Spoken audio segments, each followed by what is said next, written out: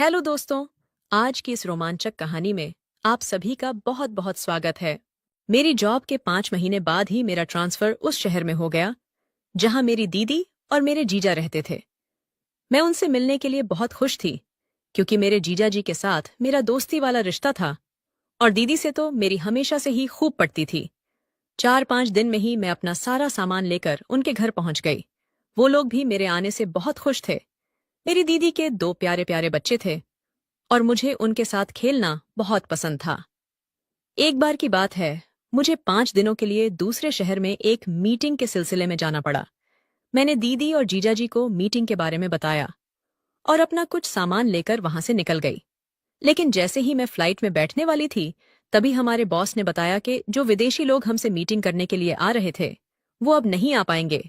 दरअसल वहां पर मौसम खराब होने की वजह से उनकी सारी फ्लाइट कैंसिल हो गई है, इसलिए वो इस हफ्ते नहीं आएंगे। अब ये मीटिंग 2 हफ्ते के बाद रखी जाएगी। मीटिंग कैंसिल होने की वजह से मुझे वापस अपनी दीदी के घर लौटना पड़ा। जब मैं वापस पहुंची तो मैंने देखा कि दरवाजा अंदर से बंद था। मैंने काफी देर बेल बजाई लेकिन किसी ने भी दरवाजा नहीं खोला। फिर मुझे ऐसा लगा कि शायद बेल ही खराब हो गई है। उसके बाद मैं बहुत देर तक दरवाजे को खटखटाती रही, लेकिन किसी ने भी दरवाजा नहीं खोला। अब मुझे थोड़ी सी टेंशन होने लगी थी कि कहीं दीदी को कुछ हो तो नहीं गया है, क्योंकि जीजू भी सुबह ऑफिस चले जाते हैं और सीधा शाम को ही वापस आते हैं, और अक्सर जीजू अपने काम के सिलसिले में शहर से बाहर ही रहते हैं। बच्चे भी स्कूल गए होंगे तो इस वक्त दीदी घर में अकेली ही होंगी। कहीं ऐसा तो नहीं कि उनकी तबीयत खराब हो गई हो। मुझे बहुत टेंशन होने लगी। मेरे पास कोई दूसरी चाबी भी नहीं थी। इस वजह से मैं उनके घर के अंदर जाने का रास्ता ढूंढने लगी। जब मैं पीछे की तरफ गई तो मैंने देखा कि उनकी किचन की खिड़की खुली हुई थी, जिसे देखकर मुझे थोड़ी तसल्ली मिली। मैं तुरंत ही खिड़की के रास्ते घर के अंदर कूदी, लेकिन मुझे दीदी कहीं दिखाई नहीं दे रही थीं। तभी थोड़ा आगे बढ़ने पर मुझे डाइनिंग टेबल पे कुछ गुलाब के फूल रखे दिखाई दिए और दीदी के कमरे से कुछ अजीब सी आवाजें आ रही थीं, इसलिए मैं उसकी तरफ बढ़ गई। उनके कमरे का दरवाजा थोड़ा सा खुला हुआ था। तभी मैंने सामने वो नजारा देखा जो मुझे नहीं देखना चाहिए था। मेरी दीदी और जीजू आपस में खोए हुए थे और दीदी मेरी जीजू के साथ वो सब कर रही थीं। वो दोनों पूरे जोश में थे और शायद इसीलिए उन्हें डोरबेल की कोई आवाज नहीं आई। मैं तुरंत ही पीछे हट गई, क्योंकि उनके इस तरह के पलों को मुझे नहीं देखना चाहिए था। मैं मन ही मन बड़ी शर्मिंदगी महसूस करने लगी थी कि मैंने उन्हें इस तरह की अवस्था में देख लिया। मुझे लगा कि मुझे वापस बाहर जाना होगा, क्योंकि अगर उन्हें पता चला कि मैं इस तरह से अंदर आ गई और मैंने उन्हें वो सब करते देख लिया, तो उन लोगों को भी बहुत शर्मिंदगी महसूस होगी। मैं तुरंत ही खिड़की के रास्ते वापस बाहर निकल आई। मैंने सोचा कि ऐसा करती हूँ, किसी रेस्टोरेंट में जाकर 2-3 घंटे बिता आती हूँ। तब तक वो दोनों अपने प्यार भरे पलों को एंजॉय कर लेंगे। यही सब सोचकर मैं वहीं के एक फेमस होटल में पहुंच गई। अभी मैं वहां बैठकर अपने आर्डर का इंतजार ही कर रही थी कि तभी मैंने जीजू को कुछ लोगों के साथ बाहर निकलते हुए देखा। उन्हें देखकर तो मेरे होश ही उड़ गए कि जीजू तो घर पर थे, लेकिन फिर वो अचानक यहाँ कैसे आ गए। ये मेरे लिए बहुत ही हैरान कर देने वाली बात थी। इसलिए मैं अपने कदमों को रोक नहीं पाई और तुरंत उनके पीछे गई। मैंने उन्हें कई बार आवाज दी। मेरी आवाज सुनकर वो पीछे पलटे और मुझे वहां देखकर वो खुद बुरी तरह से चौंक गए। वो बोले कि तुम तो बाहर जाने वाली थी, फिर तुम यहाँ क्या कर रही हो? मैंने कहा कि जीजू, दरअसल अचानक से मेरी मीटिंग कैंसिल हो गई थी, लेकिन आप यहाँ क्या कर रहे हो? वो कहने लगे कि मैं तो आज सुबह से यहीं पर हूँ और अब जाकर मेरी मीटिंग खत्म हुई है। अब मैं वापस ऑफिस जा रहा था। लेकिन अगर तुम्हारी मीटिंग कैंसिल हो गई तो तुम यहाँ क्या कर रही थी? तुम्हें तो घर जाना चाहिए था। घर का नाम सुनते ही मेरे दिमाग में दीदी की उस तरह की पोजीशन घूमने लगी। इसका मतलब उस वक्त मैंने जिस इंसान को दीदी के नीचे लेटे देखा था, वो जीजू नहीं थे, वो कोई और था। इसका मतलब क्या मेरी दीदी मेरे जीजू को धोखा दे रही हैं? एक साथ मेरे दिमाग में न जाने कितने सारे सवाल आने लगे और मैं अपनी सोच में गुम हो गई। तभी जीजू मुझे हिलाते हुए बोले कि संजना, तुम किस सोच में पड़ गई हो? मैं तुमसे पूछ रहा हूँ कि तुम वापस घर क्यों नहीं गई? तुम यहाँ क्या कर रही हो? अब मुझे कुछ समझ नहीं आ रहा था कि मैं उन्हें क्या बताऊं कि मेरे दिमाग में क्या क्या चल रहा है। मैं उन्हें किस मुंह से बताती कि मैं घर तो गई थी, लेकिन मैंने वहां पर कुछ ऐसा देखा जिसे देखने के बाद मैं बाहर आ गई। मैंने उनसे बहाना करते हुए कहा कि दरअसल जीजू मेरी एक फ्रेंड ने अचानक मुझे यहाँ पर मिलने के लिए बुला लिया, तो बस मैं उसी का इंतजार कर रही थी। मेरी बात सुनकर जीजू निश्चिंत हुए और बोले कि अच्छा फिर ठीक है, तुम अपनी फ्रेंड से मिलकर सीधा घर चली जाना और अब मैं ऑफिस जा रहा हूँ। उसके बाद जीजू अपने ऑफिस के लिए निकल गए। लेकिन मेरा तो सर दर्द की वजह से फटा जा रहा था। मुझे कुछ भी समझ नहीं आ रहा था कि आखिर ये सब क्या हो रहा है। मैं तुरंत ही वहां से घर के लिए निकली। इस बार जब मैंने दरवाजा खटखटाया तो पहली बार में ही दीदी ने दरवाजा खोल दिया।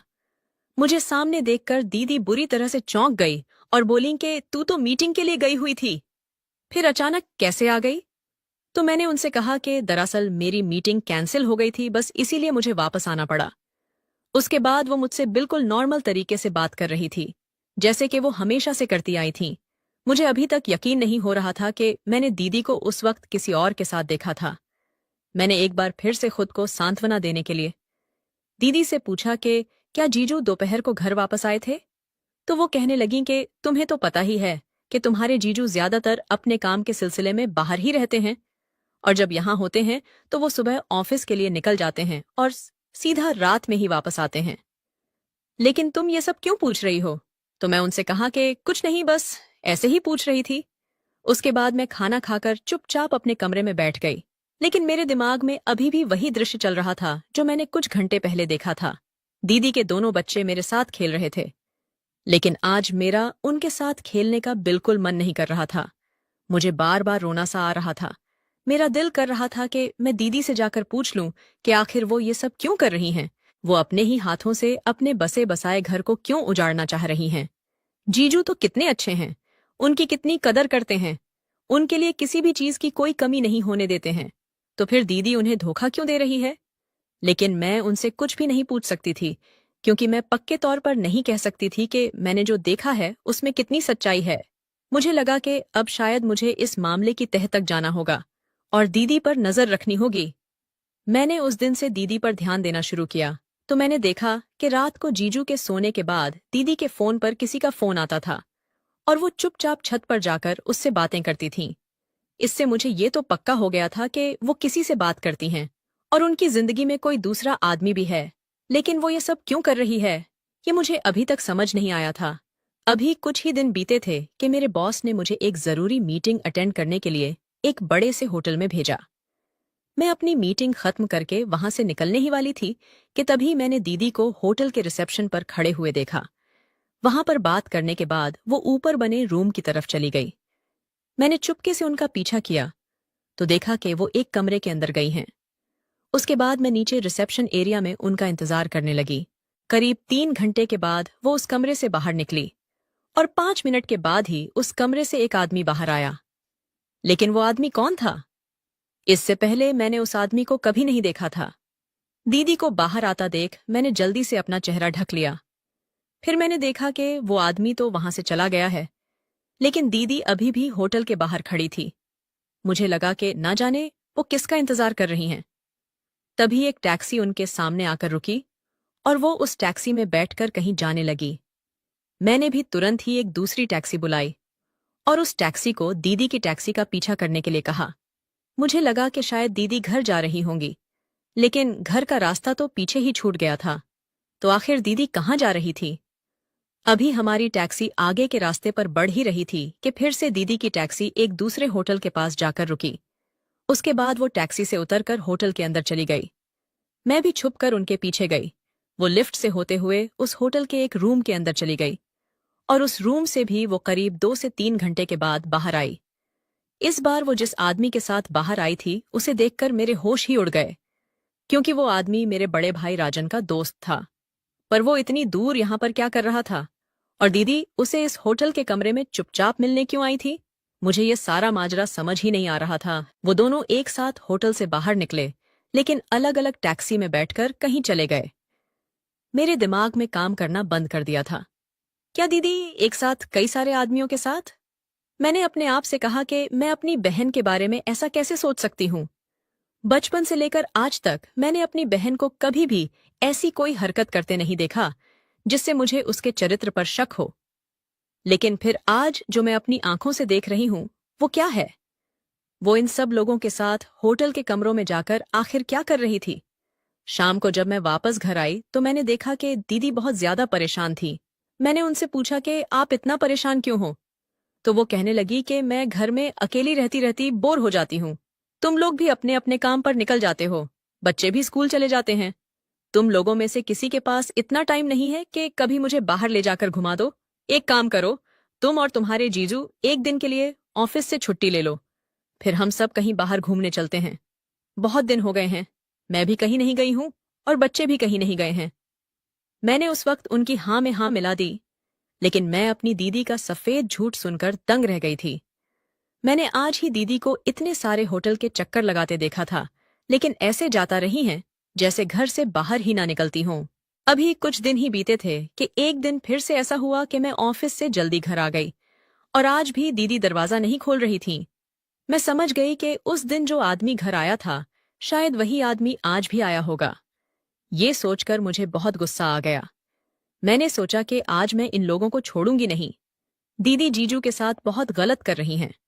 उन्हें एक बार भी अपने बच्चों का ख्याल नहीं आता है। वो अपनी हवस में इस कदर अंधी हो गई हैं कि अपनी सारी सीमाएं भूल गई हैं। मैं तुरंत ही किचन के रास्ते घर के अंदर पहुंची तो देखा कि अंदर तो सब कुछ बिखरा हुआ पड़ा था। तभी दीदी के कमरे से उनके चीखने की आवाज आई। मैं तुरंत ही उनके कमरे में पहुंची तो मैंने देखा कि वही पहले वाला आदमी दीदी के साथ जबरदस्ती करने की कोशिश कर रहा था। मैंने आओ देखा ना ताओ, और तुरंत ही पीछे से उसके सिर पर डंडे से वार किया। वो तुरंत ही बेहोश होकर जमीन पर गिर गया। मुझे सामने देखकर दीदी मेरे गले लगकर रोने लगी और बोली कि संजना, तूने सही टाइम पर आकर मुझे बचा लिया। मैंने दीदी से पूछा कि ये आदमी कौन है और यहाँ क्या कर रहा था? दीदी मुझे कहने लगी कि ये एक चोर था और यहाँ चोरी करने आया था। मैंने दीदी से कहा कि अब मैं आपका एक और झूठ बर्दाश्त नहीं करूंगी। आपकी झूठी बातें सुन सुनकर मेरे कान पक चुके हैं। मेरी बात सुनकर दीदी हैरत भरी नजरों से मुझे देखने लगीं। मैंने उनसे कहा कि आपको क्या लगता है कि मुझे आपकी काली करतूतों के बारे में कोई जानकारी नहीं है? मैं कुछ ही दिन पहले आपको और इस आदमी को इसी कमरे में गंदी हरकतें करते देख चुकी हूँ। और तो और मैंने आपको इस आदमी के साथ होटल के कमरे से बाहर निकलते हुए भी देखा था। मेरी ये बातें सुनकर दीदी की आंखें फटी की फटी रह गईं। वो तुरंत ही मेरे पैरों में गिरकर रोने लगी और गिड़गिड़ाने लगी कि संजना, इस सब बारे में अपने जीजू को कुछ मत बताना। मैं तुम्हारे आगे हाथ जोड़ती हूँ, मेरा बसा बसाया घर बर्बाद होने से बचा लो। मैंने उनसे कहा कि आप अपने ये मगरमच्छ के आंसू कहीं और बहाना। आपको ये सब हरकतें करते हुए एक बार भी शर्म नहीं आई। आप ना जाने कितने आदमियों के साथ कितने होटल के कमरों में जा चुकी हो। मैंने आपको राजन भैया के एक दोस्त के साथ भी देखा था। अरे, आप जैसी औरत को तो डूब मरना चाहिए जो बाकी औरतों का भी नाम खराब करती है। दीदी कहने लगी कि तुम सच कह रही हो संजना? मेरे जैसी औरत को जिंदा रहने का कोई हक नहीं है, हक है। उसके बाद वो तुरंत ही दौड़कर अपनी अलमारी के पास पहुंची और उन्होंने उसमें से एक बंदूक निकाल ली। वो अपने सिर पर गोली चलाने ही वाली थी कि तभी मैंने उनका हाथ पकड़कर उनसे बंदूक छीन ली। ये सब देखकर मैं भी बुरी तरह से घबरा गई थी। मैंने उनसे कहा कि अगर आपको अपने के पर इतनी ही शर्मिंदगी है तो आप ये सब कर ही क्यों रही थीं? वो कहने लगी कि ये सब मैं अपनी खुशी से नहीं कर रही थी, बल्कि मैं मजबूर थी, क्योंकि ये आदमी मुझे ब्लैकमेल कर रहा था। दीदी के मुंह से ब्लैकमेलिंग की बात सुनकर तो मैं दंग रह गई। मैंने दीदी से हैरान होकर पूछा कि आखिर ये आदमी आपको ब्लैकमेल क्यों कर रहा था? दीदी बोली कि आज मैं तुम्हें सब कुछ बताऊंगी, लेकिन वादा करो कि तुम मेरी मदद करोगी। मैं इस जाल में बुरी तरह से फंस चुकी हूं और अब इससे निकल पाना मेरे अकेले के बस की बात नहीं है। मैंने उनसे कहा कि अगर आप मुझे सब कुछ सच सच बताएंगी तो ही मैं आपकी मदद करूंगी। उसके बाद मैंने और दीदी ने उस आदमी को एक कुर्सी पर अच्छे से बांध दिया और उसके मुंह पर कपड़ा लपेट दिया। मैंने दीदी को पानी पिलाया और उन्हें थोड़ा शांत किया। उसके बाद उन्होंने मेरे सामने अपने अतीत के वो पन्ने खोलने शुरू किए जिनके बारे में आज तक कोई नहीं जानता था। दीदी ने कहा कि शादी से पहले जीजू उन्हें बहुत प्यार करते थे। आए दिन कभी डेट पर ले जाते थे तो कभी बाहर घुमाने ले जाते थे, लेकिन बच्चे होने के बाद जीजू ने उन पर ध्यान देना बिल्कुल बंद कर दिया। दीदी ने इस चीज की शिकायत कई बार जीजू से की कि वो उन्हें समय नहीं देते हैं, लेकिन जीजू हर बार उन्हें यही जताते थे कि वो उन लोगों के लिए ही तो मेहनत कर रहे हैं और रुपए कमा रहे हैं। दीदी ने उन्हें कई बार समझाने की कोशिश की कि सिर्फ पैसा ही सब कुछ नहीं होता है। पैसे से हर ख्वाहिश पूरी नहीं की जा सकती है। उन्हें जीजू के समय की जरूरत है, लेकिन जीजू ये सारी बातें समझने को तैयार ही नहीं थे। इस दौरान माँ की तबीयत खराब हुई तो उन्होंने दीदी को कुछ दिनों के लिए अपने पास बुला लिया। क्योंकि उस वक्त मैं भी कॉलेज में थी और भाभी के पिताजी का देहांत हो जाने के कारण भैया और भाभी भी उनके मायके गए हुए थे, जिस वजह से माँ बिल्कुल अकेली थीं। उसके बाद जब दीदी वहां पहुंची तो बच्चों का ध्यान रखने के लिए राजन भैया का दोस्त संजय अक्सर घर आ जाया करता था। ना जाने कैसे, लेकिन उसने दीदी के चेहरे की उदासी को भांप लिया था। उसने धीरे धीरे दीदी से दोस्ती करना शुरू कर दिया। दीदी को भी उसका साथ अच्छा लगने लगा था। वो बच्चों का भी बहुत ध्यान रखता था और बच्चे भी उसके साथ बहुत खुश रहते थे। एक तरह से देखा जाए तो जो खुशियां और क्वालिटी टाइम दीदी को अपने पति से चाहिए थी, वो सब उनको संजय दे रहा था। इसी बीच जब उन्हें फिर वापस वहां से आना पड़ा तो संजय ने उन्हें प्रपोज कर दिया, जिसे सुनकर वो बुरी तरह से चौंक गई और उन्होंने उसके प्रपोजल के लिए इनकार कर दिया। संजय ने उन्हें समझाने की कोशिश की कि कम से कम हमारे बीच अच्छी दोस्ती तो रह सकती है, लेकिन दीदी ने कहा कि अब मैं तुमसे दोस्ती भी नहीं करना चाहती, और उसके बाद वो वहां से वापस जीजू के पास आ गई। लेकिन यहां आने के बाद जीजू का अभी भी वही रवैया था। दीदी ने कई तरीके अपनाए जिससे जीजू उन पर ध्यान देना शुरू करें, लेकिन उन्हें तो किसी भी चीज से कोई मतलब नहीं था, और इधर दीदी को उनका अकेलापन खाए जा रहा था। अब दीदी अपनी रोजमर्रा की जिंदगी से ऊब चुकी थी। उन्हें लगने लगा कि शायद वो धीरे धीरे डिप्रेशन का शिकार हो रही है। फिर एक दिन अचानक ही उनके पास संजय का फोन आया। उसने सबसे पहले तो अपनी उस दिन की हरकत के लिए माफी मांगी, और फिर उसने कहा कि कम से कम हम एक अच्छे दोस्त की तरह तो रह ही सकते हैं। दीदी ने सोचा कि दोस्ती में तो कोई बुराई नहीं है, और फिर उस दिन से संजय के साथ उनकी बातचीत शुरू हो गई। धीरे धीरे संजय उनसे मिलने के लिए घर आने लगा, लेकिन संजय का घर आना जीजू को पसंद नहीं आया। इसलिए दीदी ने संजय को घर आने से मना कर दिया। तो संजय ने दीदी से मिलने के लिए होटल का रास्ता चुना। जब एक दिन दीदी संजय से मिलने के लिए होटल गई तो वो अपनी सारी सीमाएं पार कर आई, क्योंकि उस वक्त दीदी को जैसे ही संजय से थोड़ा सहारा मिला तो उसके कदम बहक गए, और फिर वो सब कुछ कर बैठी जो उसे कभी नहीं करना चाहिए था। उसके बाद तो ये सिलसिला बन गया था। संजय ने उन्हें समझाया था कि इस सब में कोई बुराई नहीं है, क्योंकि इससे तुम्हें भी सुकून मिलता है और मुझे भी। उसके बाद जब दीदी दोबारा से अपने मायके गई तो फिर उन दोनों का मिलने का मन करने लगा। इसीलिए संजय ने अपने एक दोस्त विशाल का घर एक दिन के लिए किराए पर लिया। उस दिन उसका दोस्त शहर से कहीं बाहर गया हुआ था, और फिर वो दीदी को लेकर उस घर में चला गया। वहां पर दोनों ने अपने अपने शरीर की भूख मिटाई, और फिर वो दोनों वापस आ गए। वापस आने के बाद दीदी फिर से अपनी रोज की जिंदगी में लग गई। और फिर एक दिन संजय का उनके पास फोन आया है, और उसने जो खबर दीदी को सुनाई उसे सुनकर तो दीदी के पैरों तले जमीन निकल गई। संजय ने बताया कि उसके दोस्त विशाल ने उसका और दीदी का उस तरह का वीडियो बना लिया है। दरअसल वो लोग जब लास्ट टाइम उसके घर पर गए थे तो उसने वहां पर कैमरा लगा दिया था, जिसमें सब कुछ रिकॉर्ड हो गया था, और अब वो संजय को ब्लैकमेल कर रहा है। ये सुनकर तो दीदी के होश ही उड़ गए। दीदी ने तुरंत ही जीजू से बहाना बनाया कि वो 2-3 दिनों के लिए माँ के पास वापस जाना चाहती हैं। उसके बाद जब दीदी मायके वापस पहुंची तो संजय के दोस्त विशाल ने उनके सामने ये शर्त रखी कि वो ये वीडियो सिर्फ एक शर्त पर डिलीट करेगा। अगर दीदी उसके साथ भी वही सब करें जो वो संजय के साथ करती हैं। उन्हें मजबूरी में वो सब कुछ करना पड़ा जो वो नहीं करना चाहती थी। उसके बाद उन्हें लगा कि शायद अब इस सब से उसका पीछा छूट जाएगा, लेकिन ऐसा कुछ भी नहीं हुआ। अब तो यह सिलसिला ही बन गया था। विशाल उन्हें ब्लैकमेल करने लगा था। उसने दीदी को डरा धमका के घर का पता भी जान लिया था, और फिर वो घर आकर भी उनके साथ जबरदस्ती करता था। अब धीरे धीरे वो दीदी से पैसों की डिमांड भी करने लगा था। दीदी बोली कि अब मैं संजय को भी कुछ नहीं बता सकती, क्योंकि अगर उसे पता चलेगा कि मैं उसकी पीठ पीछे उसके दोस्त विशाल के साथ ये सब करती आ रही हूं तो वो मुझे धोखेबाज समझेगा, जबकि मैं धोखेबाज नहीं हूं। और इतना कहकर दीदी फूट फूट कर रोने लगी। तभी मैंने देखा कि विशाल को होश आ रहा है। मैंने तुरंत ही उसका फोन छीना और उसके फोन में पड़ा हुआ वो वीडियो डिलीट कर दिया। मैंने उससे कहा कि अगर आज के बाद तू मेरी दीदी के आसपास भी नजर आया तो मैं तेरी शिकायत पुलिस में कर दूंगी। मेरी बात सुनकर वो जोर जोर से हंसने लगा और बोला कि तुम्हें ऐसा क्यों लगता है कि मेरे फोन से वीडियो डिलीट कर देने से तुम्हारी बहन बच जाएगी? अभी एक वीडियो तो संजय के फोन में भी पड़ा हुआ है। उसकी बात सुनकर तो मेरे और दीदी दोनों के होश उड़ गए। दीदी ने कहा कि आखिर तुम कहना क्या चाहते हो? तब विशाल ने बताया कि ये सब संजय का ही प्लान था। उसने ही कहा था कि वो बहाने से तुम्हें मेरे घर बुला लेगा और फिर तुम्हारा वीडियो तैयार कर लेगा। फिर मैं सामने से आकर तुम्हें ब्लैकमेल करूंगा, तुम्हारे साथ मजे भी लूंगा और तुमसे पैसे भी लूंगा, और फिर वो पैसे मेरे और संजय के बीच में आधे आधे बट जाएंगे। इस तरह से हम दोनों ने मिलकर तुम्हें लूटा और तुम इतनी बेवकूफ औरत निकली कि तुम्हें कभी भनक तक नहीं हुई। सब सुनकर दीदी फूट फूट कर रोने लगी। वो बोली कि अब मेरे पास मरने के अलावा और कोई ऑप्शन नहीं है। इन दोनों के चक्कर में पड़कर मैंने अपनी बसी बसाई गृहस्थी बर्बाद कर ली। अगर मैंने अपनी इच्छाओं पर काबू किया होता तो आज मुझे ये दिन ना देखना पड़ता। मैं एक बहुत बुरी माँ हूँ। मेरे बच्चों को मेरी जैसी माँ कभी नहीं मिलनी चाहिए। मैंने दीदी से कहा कि ठंडे दिमाग से काम लो और संजय को फोन करके यहाँ बुला लो।